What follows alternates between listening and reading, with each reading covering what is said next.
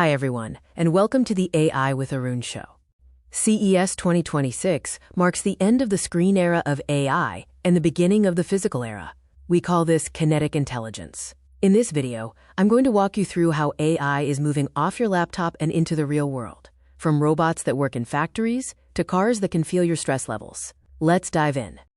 Let's start with the big picture. For years, we've focused on large language models, LLMs, software that lives in the cloud.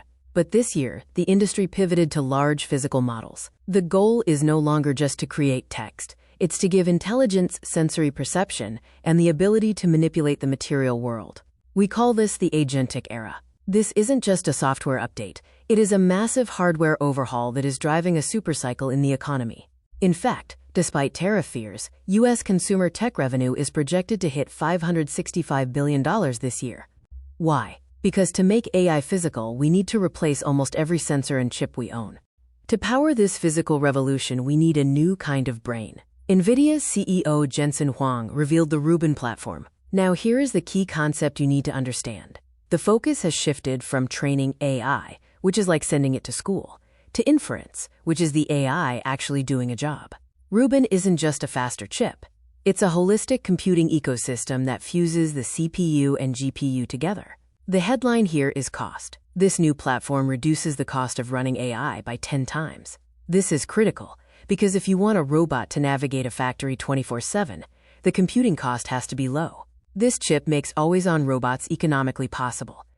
While Nvidia powers the cloud, there is a brutal war happening for the laptop on your desk. The new magic number is TOPS, trillions of operations per second. We saw three titans fighting for control. AMD released the Ryzen AI 400 series, hitting 60 TOPS. They are using unified memory to try and make separate graphics cards obsolete for creators. Then you have Intel, fighting for survival with Panther Lake, promising a massive 60% jump in efficiency to stop your battery from dying. And finally, Qualcomm is still the king of battery life, pushing 80 TOPS. The winner here? You, the consumer, because laptops are getting drastically more powerful.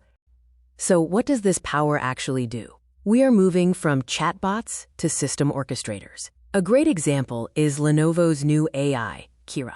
Think of Qira as a large action model. It weaves your devices together. If you are working on a ThinkPad and pick up your Motorola phone, Qira instantly pulls your work context to the phone screen. It doesn't just chat, it acts. It can translate your intent, like help me prep for this meeting, into actions across different apps.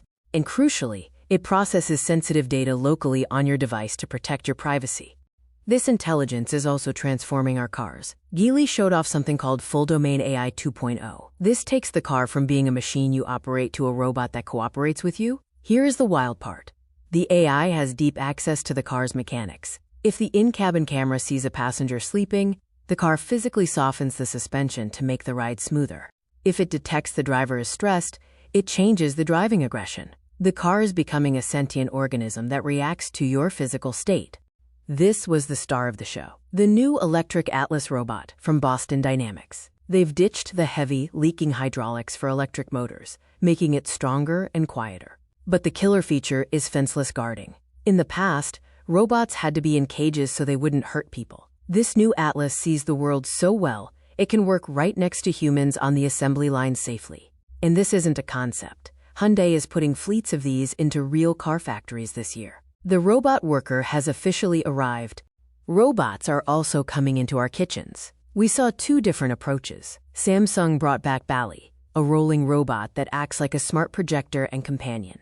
But LG went further with CLOID. This robot actually has arms. It can put food in the oven or organize things. It's the dream of the zero-labor home. However, we have to talk about the privacy paradox. These devices are basically mobile surveillance nodes roaming your bedroom and kitchen. Security experts at the show are very worried about who is watching the video feed from your robot Butler. Now, not everything was groundbreaking. We saw a lot of AI washing companies slapping the AI label on things that don't need it. The biggest flop was Bosch's AI coffee maker. It uses a massive AI model just to brew espresso. Critics hated it, calling it enshittification. It adds complexity, connectivity, and points of failure to a simple appliance just to harvest data. It was a good reminder that just because you can put a supercomputer in a toaster doesn't mean you should.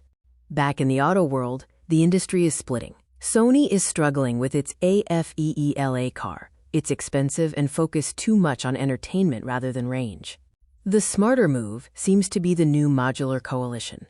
Uber, Lucid, and Nuro have teamed up.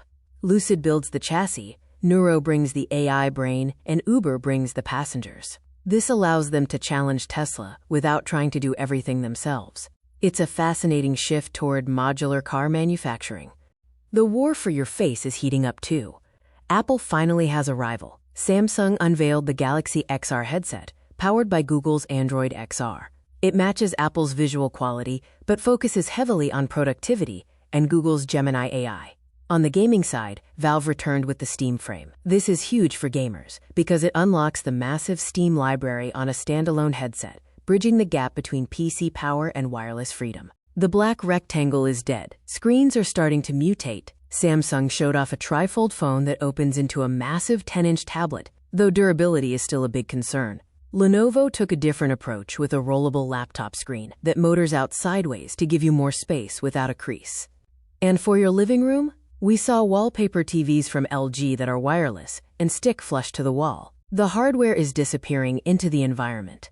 Health tech has moved way beyond counting steps. Now it's about clinical-grade diagnostics at home. Withings launched a scale that measures your nerve activity and even your cellular age. But the most futuristic device was the Noki Neural Earbud. It's a brain interface. It uses sensors to detect micro-gestures, like a jaw clench or even brainwaves, to control devices. For people with mobility issues, this is life-changing technology that allows hands-free control of computers.